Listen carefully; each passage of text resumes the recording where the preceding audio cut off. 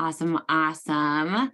Welcome, everybody. We are so excited to have you join us for this super quick half an hour jam-packed session that we're just really stoked to host today.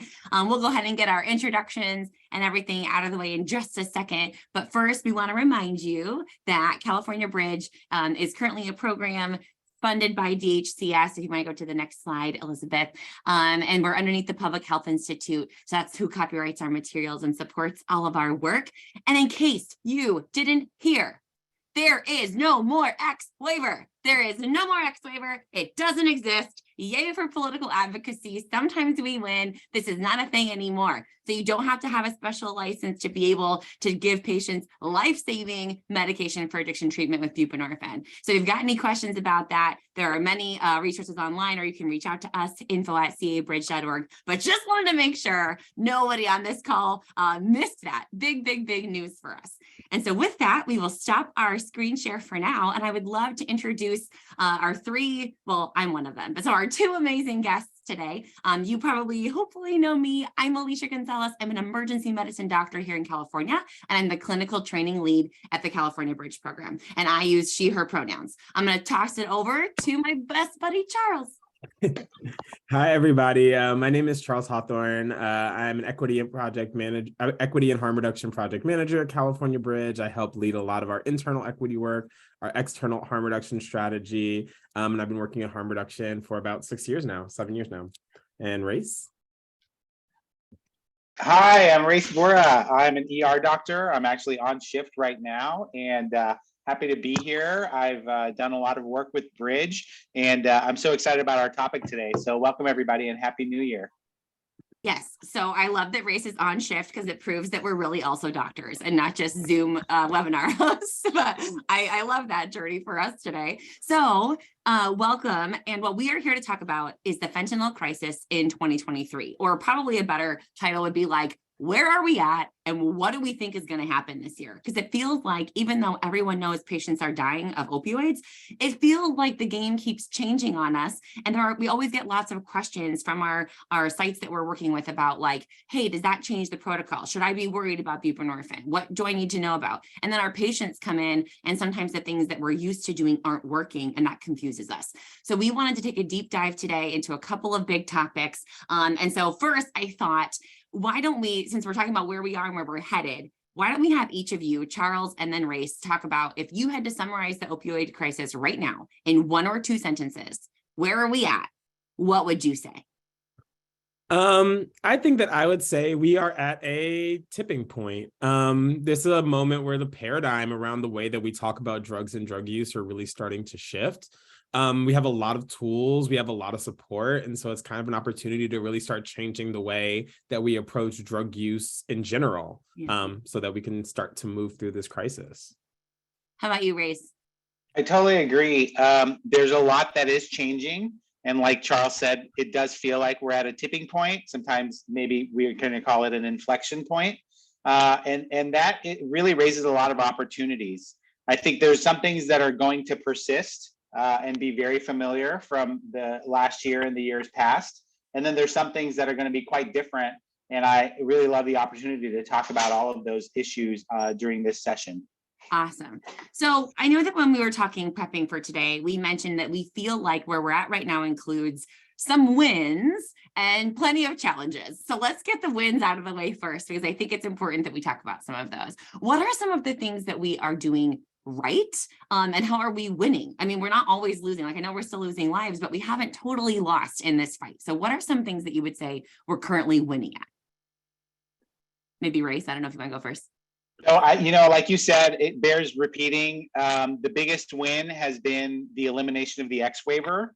And I think that is going to do so much to really advance the care of patients that are struggling with substance use disorder, because this allows so many more doors for people to walk into, so many providers to automatically be qualified to start life-saving medication. I think it definitely bears repeating that this is a huge win for the work that we're trying to do. Yeah, I don't know how many navigators are out there, but you can just toss your comments in the chat. Like, how excited are you? Because I know a lot of you have come to us and said, I just can't get my doctors to fill out this silly Well, application. what's funny is I called our hospital pharmacy to make sure that they knew about this. And they were kind of almost sad because I do so many of our Suboxone prescriptions. They were like, are we ever going to hear from you again, Dr. Vora? And I said, of course you are, but you're also going to be hearing from a lot of other doctors, which I'm really excited about because they're going to be authorizing these Suboxone prescriptions too. So it was kind of like a heartfelt, bittersweet moment because we built up so many great relationships and now we have to change, but change in a good way. Totally, totally. And there is talk from the DEA for those of you out there who are following along with this X-waiver situation. There is going to be a generic training requirement, a CME requirement for everyone who has a DEA. Don't worry about it. That is not going to go into effect until June. And you know us at California Bridge, we got your back. So we will make sure that it's easy for you to get that CME at no cost to you. We're teaming up with some partners who are also interested in that. So let's let that roll for a minute and let it be a win. Charles, what would you add? Are there any big wins you feel like we could add right now? Oh, yeah. There's a lot that's been happening around harm reduction in the state over the past year. There's been some really huge strides in naloxone access. It's been super awesome partnering with a lot of new people. I see some of my friends from the harm reduction community like Raj on here. And we've been doing a lot of work around naloxone distribution and the harm reduction syringe access side of things for years. And a lot of new people are starting to pick it up. We just got our numbers for the end of 2022. We have over 160 hospitals in the state distributing naloxone for free from their emergency departments. We have been working with schools, EMS, libraries, so many different types of people, getting a lot of requests for naloxone, getting a lot of requests for training and technical assistance, and really like people who are coming in and not just doing it as a emergency stopgap, but really thinking about how are we actually completely changing the way that we are talking and thinking about drugs, especially when it comes to young people, especially when it comes to people of color. And that's been kind of the new thing. It's like the CPR, the AED of 2023. It's getting out there, awareness is happening, people know about it. And it helps us kind of open the door to talking more about harm reduction and treatment and all these other tools that we have available as well. That's wonderful to see. I agree. I think if you're a hospital on this call and you are not currently handing out naloxone, not prescribing it, those fill rates are like 1% to 2%. Nobody's picking up the naloxone you're prescribing. If you're not handing it as a goodie bag, like the toothbrush at the dentist, people should go home with naloxone from the ER. So if you're not doing that at your hospital, I'll ask our staff to toss in a link to, we have a naloxone guide. There is a question in the chat that asks like, hey, are there any guides about a lot of the things we do, trainings and toolkits? The short answer is yes. I will toss at the end of this a link to our resources page. We have literally a full toolkit, a one-page toolkit, like whatever level you're at, we've got. And if you need detailed site-specific support, info@cabridge.org. Email us, info@cabridge.org, and we will get you there. So, okay, thinking about the way that we're literally changing the way that we think about drugs. I think that's maybe the most impressive thing that both of you are getting at is like, we're getting rid of barriers, right? We're handing out naloxone, which we never would have done in the past. We eliminated this silly red tape of the X waiver. We're talking a lot more about harm reduction and moving away culturally in medicine from like, don't do drugs. And I think that's still the message. I would love people to not do drugs. I would also love teenagers to not have sex. And I would also love people to not drink and drive. But at some point, like, we have to really acknowledge that our patients are going to do certain things. And how do we decrease the harm and the death and the harming others that comes from that? Race, I was hoping we could talk, maybe he's gone for the moment, but I would love to talk about fentanyl testing. I feel like this is a thing that keeps coming up because we all know fentanyl is everywhere. And if you don't think fentanyl is in your community, you just didn't know that. It is. It's definitely in your community. It's in all of our communities. I don't know, Charles, do you want to talk a little bit about fentanyl testing? Like, Sure. what is that? Looks like Grace got pulled away. Yeah. I'm still on. Sorry, I'm just not okay. on video. But yeah, go ahead, Charles, and then I can chime in about the new requirement for hospitals to test for fentanyl. For sure. So fentanyl testing is a huge strategy that's come up. You can't know, if you don't know what's going on within your substances, there's very little that you can do to be able to minimize the harm. And when we talk about substance use, especially in the environment that it currently exists within, drug use is criminalized, and therefore the network and market of drugs that are available are unregulated. And so fentanyl testing, along with testing of all different types of ways, has been a strategy that's been super effective for helping people make better decisions and choices around not just the use of drugs, but the way that they use them. By giving people this education, it actually gives people opportunity to pause and think and reflect. I think actually very similarly to the way that we think about like HIV testing and things like that. How do we give people an opportunity to reflect and have a moment and come to a realization? And then from there, give them tools and information and resources that they need in order to make safer decisions for themselves. And so the innovation of using fentanyl test strips as a way to do in life, in vivo, out in the world, fentanyl testing has been an incredibly successful project that's been unrolling over the past couple of years. Awesome. And Race, what about in the hospital setting? Oh, we can't hear you. Mute. Thank you. Yeah, I was just going to say, thank you for sharing that AFL. This might be news to some folks, but hopefully it's not. Hospitals are now required in California to test for fentanyl as part of their urine drug screen. That doesn't mean you test every single person, but whenever you check your urine drug screen, fentanyl needs to be part of that panel, which requires some laboratory adjustments for a lot of different hospitals, but that is kind of the letter of the law from California Department of Public Health. We're happy to help support how you can make that work.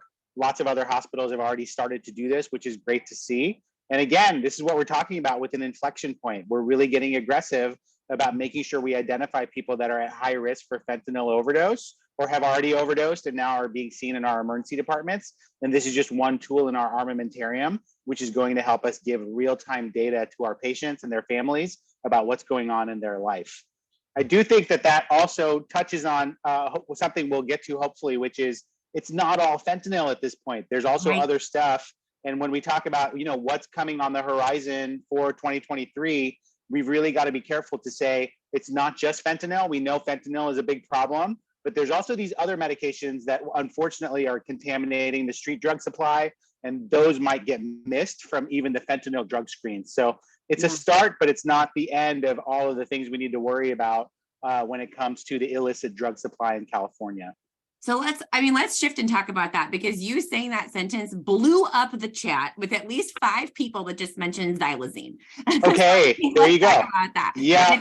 So pause. If you are a hospital who asked in the comments, like, hey, where do I get that thing about needing to do fentanyl testing? There was an AFL, an all facilities letter from CDPH, which we shot into the chat for you. So click on that link, get a copy of that letter, share it with your hospital. But let's talk the big X, xylazine. What is that? What is trank dope? Yeah, it's sometimes known as trank dope. It's actually literally like a tranquilizer. It's used in large animals and in the veterinary setting. And unfortunately, it has enough of a sedative effect to where it can actually be used in place of or to augment the other sedative, almost pain-killing effects of opioids. The problem with xylazine, one of the problems with xylazine is that it's not going to respond to naloxone because it doesn't necessarily act on the mu receptor. The pharmacology is pretty complicated, but it seems to be more like a clonidine-like drug. And so we know clonidine can do this in high doses, but xylazine really does this. And it can sedate people, it can slow down their respirations, it can even cause pinpoint pupils, but it's not necessarily going to wake people right up if you give them naloxone because it's not reversible at the mu receptor. And I think that's what makes it especially dangerous. Lots of like New York Times level articles coming out about this, how it's contaminating the drug supply. It's mostly being seen on the East Coast and in the Midwest right now, but it's anyone's guess when it will hit California.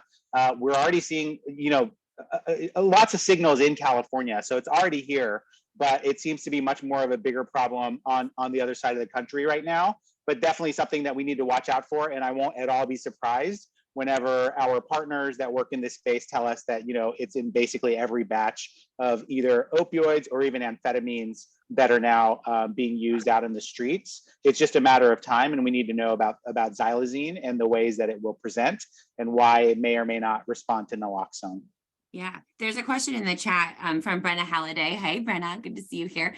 What do you do then if it doesn't respond to naloxone and a patient comes in and they've like overdosed, they're on xylazine, their respiratory is depressed? Like, what do I do? Well, that's a great question. First, you're going to be focusing, as you always do, on the priorities, the ABCs.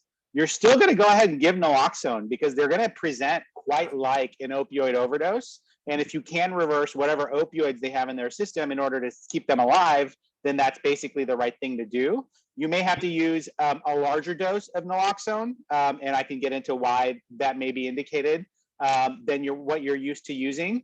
But then if they're not waking up, then you really do have to consider that they may have something else like xylazine. And there's many other drugs besides the xylazine that are causing this sort of a syndrome where naloxone just doesn't work.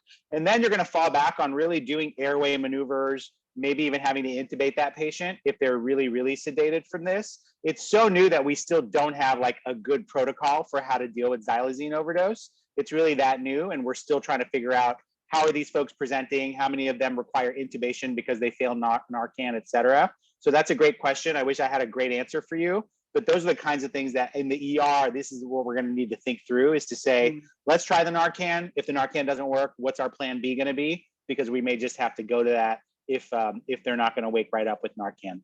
Yeah. And I think one of the big points you're making here is like, drugs are not what you think they are anymore. And that's the education point for our patients, is like, you think you're buying X, be aware that that X item might have fentanyl, xylazine, other like nitazines, other things that are floating around. So before I forget, I want to toss this resource into the chat. If you've never heard of the Never Use Alone hotline, this is a free national hotline founded by a family who lost their child to an overdose. And all you do is anonymous. A person who's going to use drugs can call this hotline and just say, hey, I'm going to use some drugs.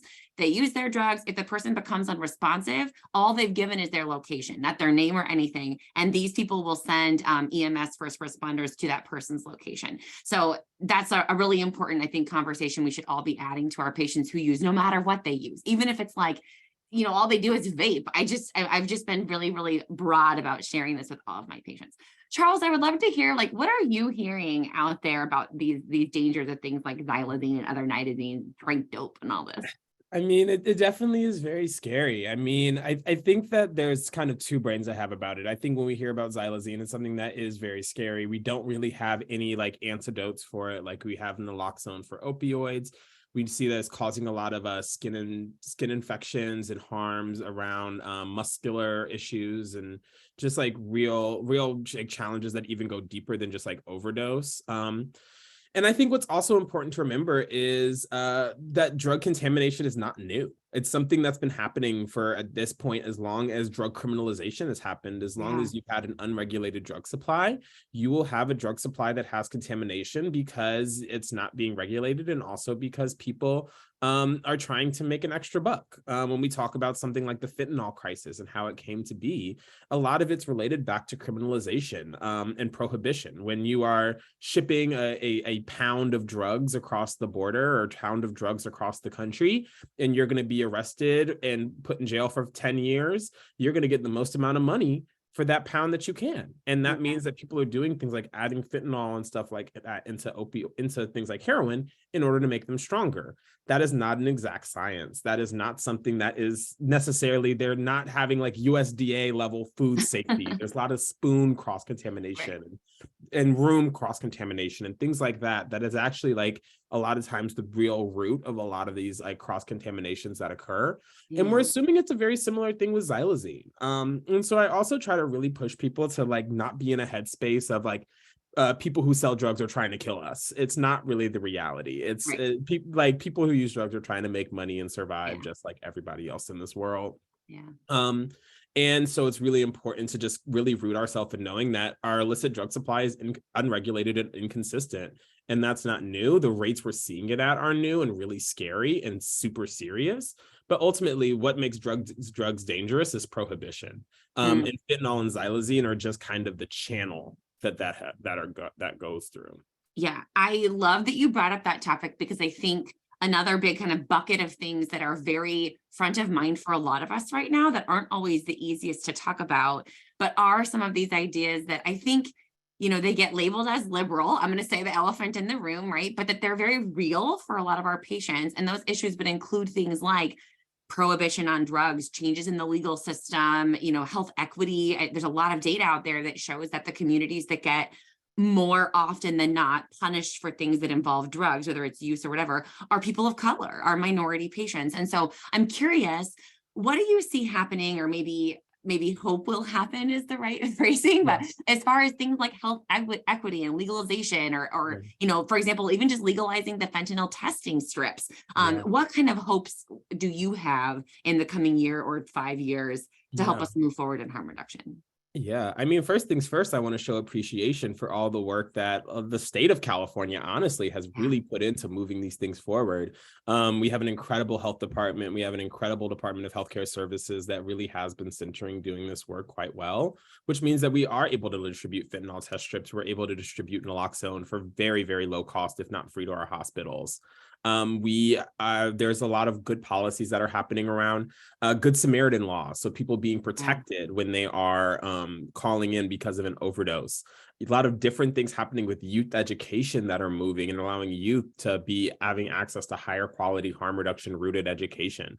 All of those are really roots of how we are kind of changing the title in this. And then in the policy world, there's a lot of back and forth around like decriminalization, there's been a lot of movement, for example, in California around decriminalization of psychedelics and cannabis, and kind of what has come along with that. Oregon in the voting cycle last year decriminalized, or maybe it's 2 years ago at this point, decriminalized personal amounts of substances and kind of started rooting people more towards a mental health route, which has been proven to be pretty effective. Nice. But what we know is that the holdup is always going to be stigma.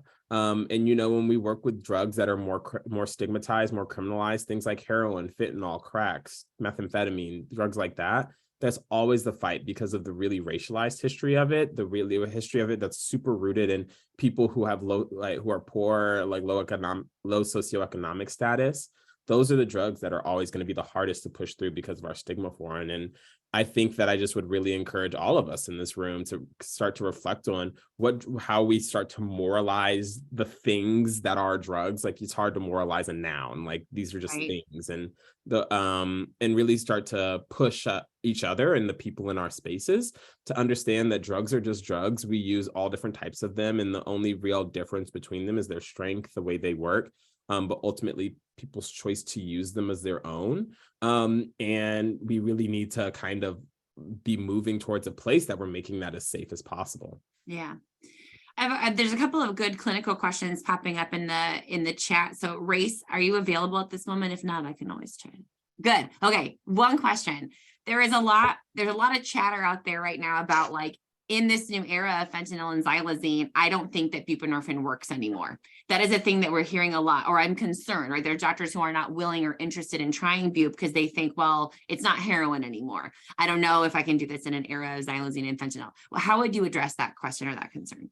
That's such a great point. I would say, buprenorphine is working so well for so many people that even if we have to change, our approach to MAT in the current era, we're ready to lean into that. I would say, don't throw away the baby with the bathwater. In that, it's such a valuable medication. It really is such a game changer with opioid use disorder, and study after study shows how effective it is, how it really turns people's lives around and really helps to repair, really broken situations. Having said that, you're absolutely right. The pharmacology of xylazine, the stuff that we're seeing with fentanyl, really does make MAT more challenging because it doesn't necessarily follow the same old rule book that, for example, heroin might, or prescription pain-killing pills might. So, I would say there's not going to be a blanket solution to some of these new challenges that come out. We know that buprenorphine is part of it. And don't forget all the other stuff that Charles and Alicia have said about harm reduction, about linkage to care, about the really great services that the Bridge model is able to bring to many different communities. And all of those are still going to be super valuable. So, even if we have to tweak medications or think about medications a little bit differently, I would say, certainly that's why this network exists, is so we can share best practices and information, so we can learn as quickly as possible how to respond to newer challenges. But for the time being, I think buprenorphine will still be a go-to for most patients, and it will still help most patients that are in opioid withdrawal and trying to struggle to find something to stabilize them. Yeah.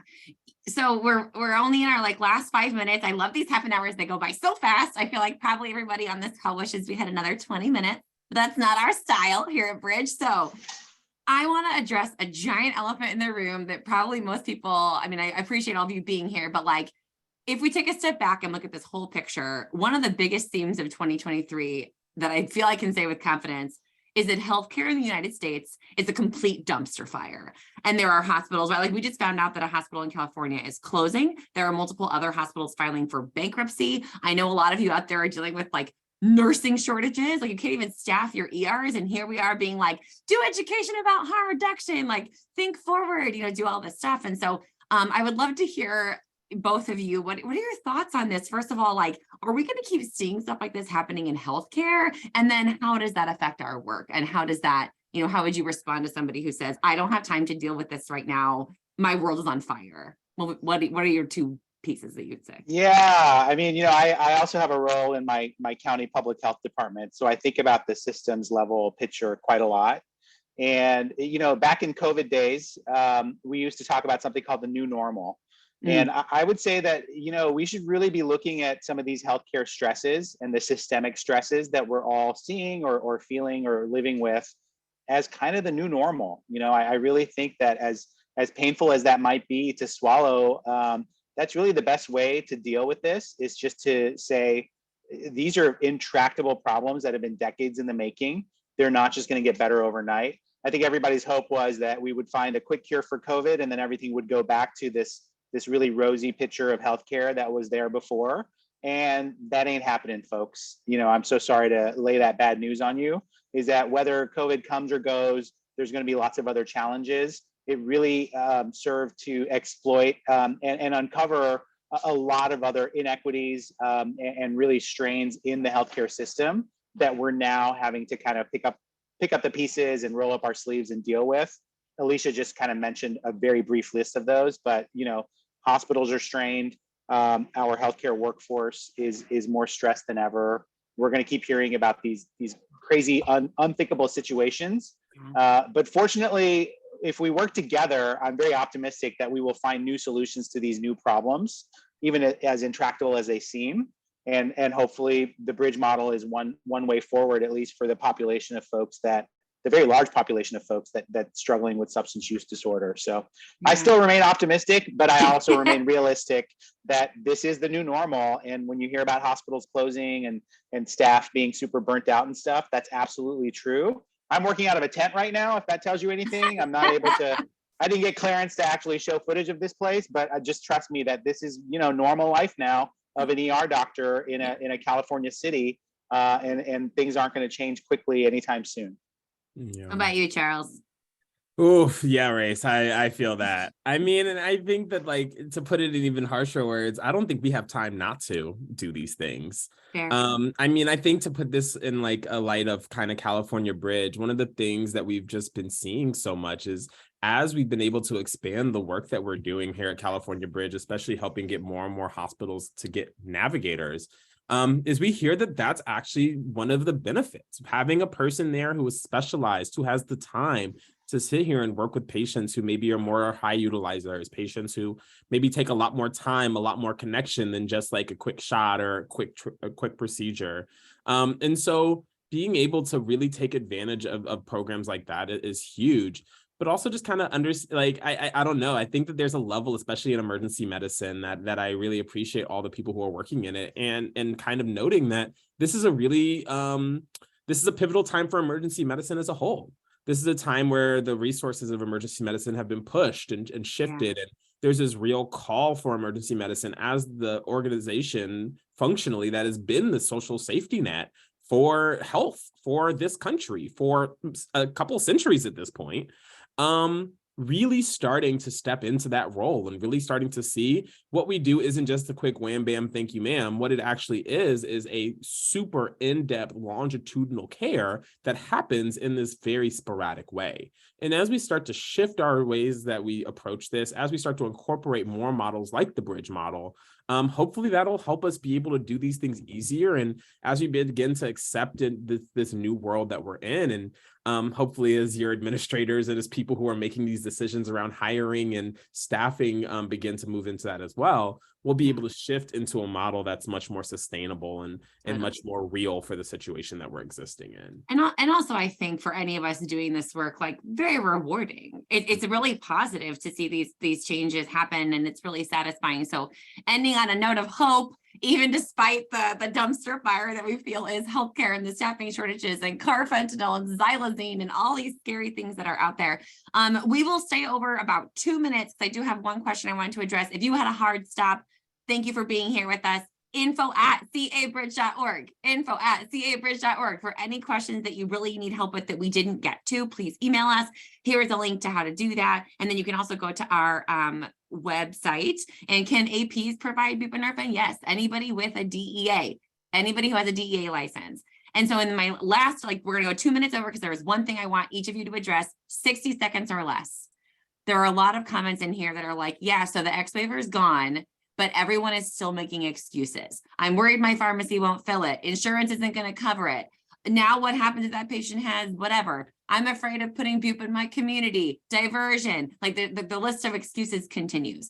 What is your 30-second elevator memo version of how can our teams, our clinical champions, our sons, how can they respond to a provider who is still making a lot of excuses not to do that, not to start someone on bupe or not to prescribe them the buprenorphine?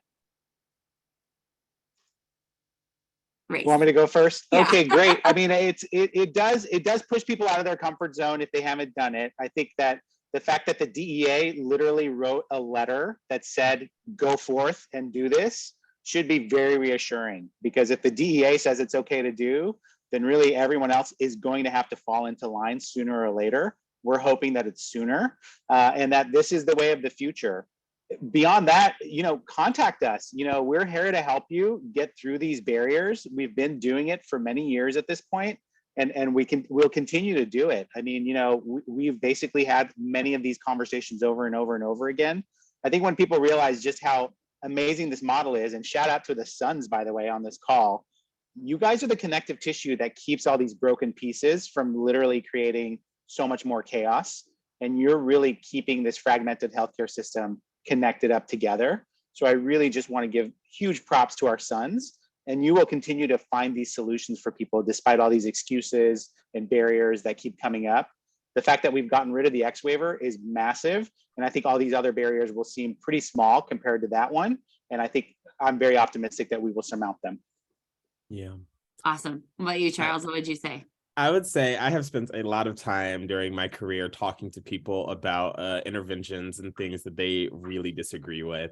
And what I always come back to is it is a process for people. And I really encourage everybody who has pharmacists, doctors, nurses, staff, leadership, who are pushing you back to take it as an opportunity for connection, to use it as a chance to talk about what are your fears, what are your concerns, what is coming up for you, because oftentimes it is not about the policy. It is not about the regulation. It is not about the medication. What it's about is what's happening in here and what's happening in here, and how that's making people make decisions before they're even getting to the actual regulation. And so the more you're able to connect, the more you're able to show up with people and say, well, look, I hear you. I want you to feel safe. I want you to feel supported. I want you to be in a place where you feel comfortable and safe and you see this. So what do we need to do to get there?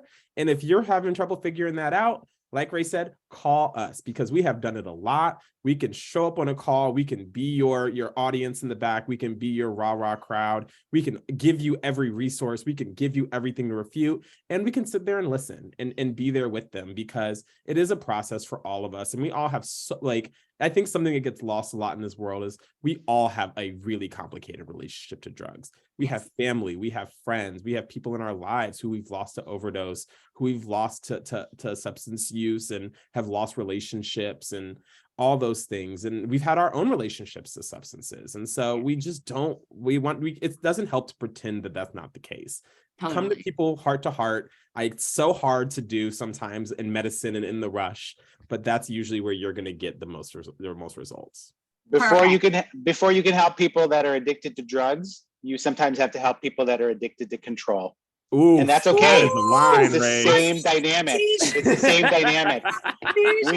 We need the buprenorphine for control addiction in this country, and hopefully we'll find it. But until then, just know that you're not alone. We deal with this all the time. Thank you guys. That I'm sentence feeling alone that. made it worth going over 5 minutes. I appreciate both of you so much. Thank you guys. Again, anything you need, if you haven't started handing out naloxone, reach out to us. We can help you. If you need to get the links for proof that the X waiver is gone, that letter from the DEA, we threw it on the chat, but reach out to us. If you need more help with harm reduction, you want to talk more about xylazine, every hospital in California has a clinical implementation leader like me or like Race or like whoever assigned to your hospital so we can talk to you. Reach out to us. info@cabridge.org. Thank you so much for being here. And we would also love to hear in that info email other ideas you have for training in the future, and we will bring it to you. So thanks. Get out there. No more X waiver. Go save lives. And we'll see you next time. Thanks, everybody. Thanks, Thank you. y'all. Bye.